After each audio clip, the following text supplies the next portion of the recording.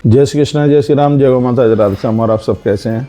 आप देख रहे हैं तुलसी तपोवन यूट्यूब चैनल और इसमें हम फाल्गुन के कृष्ण पक्ष में पड़ने वाली एकादशी जिसका नाम है विजया एकादशी, उसकी व्रत कथा के बारे में सुनते हैं। सर्वदानानि तेनैव सर्वज्ञ अशेषत।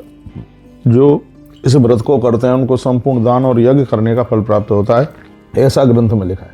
युधिष्ठिर ने पूछा राजा युधिष्ठिर ने पूछा फाल्गुनस्यास्ते पक्षे किम नाम एकादशी भवेत। भगवान फाल्गुन मास के कृष्ण पक्ष में पड़ने वाली एकादशी का नाम क्या है? कथेश प्रसादेन वासुदेव ममाग्रता। कहा कि भगवान आप कृपा करके ये मुझे बताइए, इस कथा के बारे में मैं आपसे सुनना चाहता हूँ। तो भगवान कृष्ण बोले, नारद परपरोक्ष ब्राह्मणाम कमलासनम।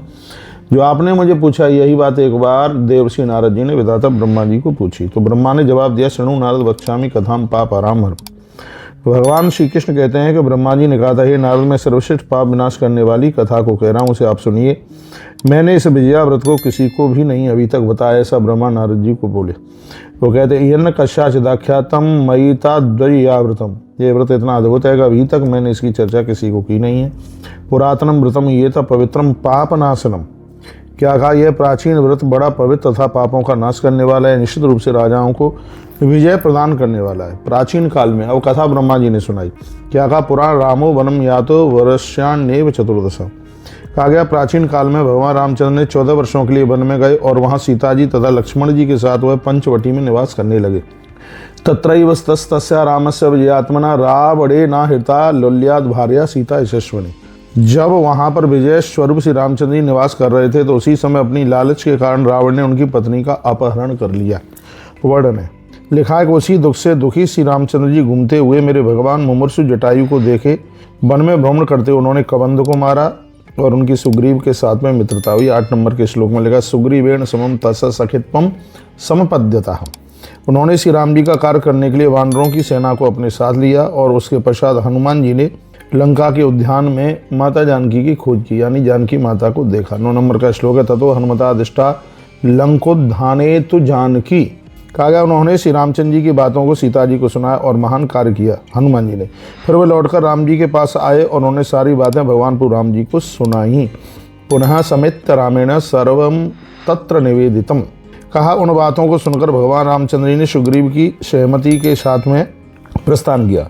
उन्होंने कहा, लक्ष्मण समुद्र अगाध है और जल जंतुओं से भरा हुआ है, इस पुण्य के द्वारा इसके पार करना बड़ा मुश्किल है, इसको आसानी से पार करने का कोई भी उपाय नहीं प्रतीत होता है। तब लक्ष्मण जी ने क्या कहा सुनिए। लखनलाल कहते हैं, आदि देवस्तु मेरावसी पुराणुस पुरुषोत्तम वगदालभ्यो मुनिश्रात वर्तते दीप मध्यता। बहुत प्यारी कथा है।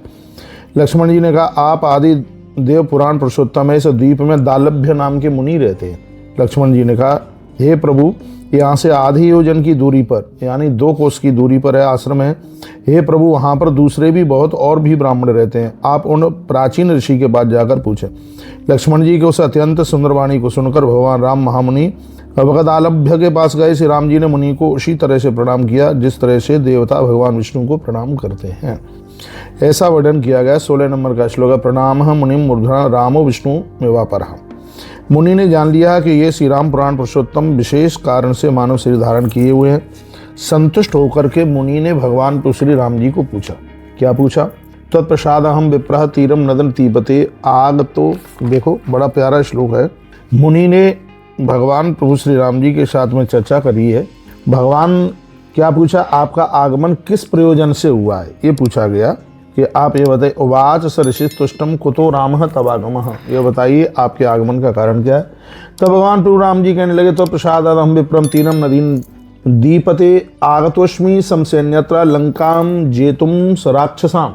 भगवान कहने लगे कि हे ब्राह्मण देवता, आपकी कृपा से मैं सागर के तट पर राक्षसों से लंका पर विजय प्राप्त करने के लिए आया हूँ।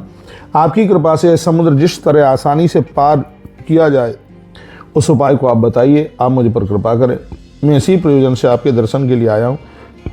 भगवान रामचंद्र की वाणी को सुनकर महात्मा वगदालभ्य मुनि अत्यंत प्रसन्न होकर भगवान राम को कहने लगे।